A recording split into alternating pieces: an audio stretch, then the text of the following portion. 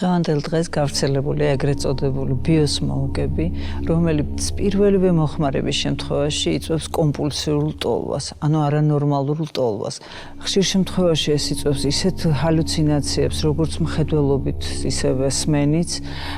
ხშირად ესმით ხმა, რომ გადმოხტი და ხტებიან. ალბათ გსმენიათ, რომ ბევრი მათგანი გადახტა ფანჯრიდან.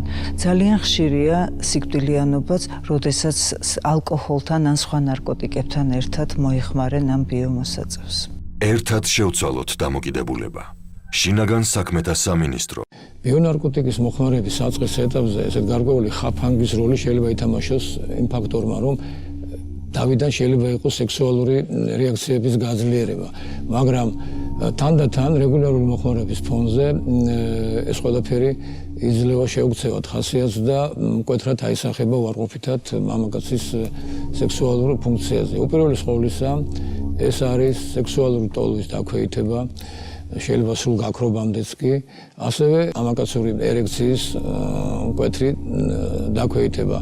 ეს ყოველივე ქმნის სერიოზულ პრობლემებს ინტიმურ ურთიერთობაში და აისახება პარტნიორული ურთიერთობის ხარისხზე. ერთად შევცვალოთ დამოკიდებულება. შინაგან საქმეთა სამინისტრო. ქალის ჯანმრთელობისათვის და განსაკუთრებით მისი რეპროდუქციული ფუნქციისათვის, შვილოსნობის ფუნქციისათვის, ესე იგი ნებისმიერი ნარკოტიკი უაღრესად საზეიმო, დამძრგუნველია, მით უმეტეს თუ ლაპარაკია ძლიერ ბიონარკოტიკებზე. შემიძლია შევადარო თავისი ინვაზიურობით თუნდაც ავადსახსენებელ აბორტს. ერთად შევცვალოთ დამოკიდებულება.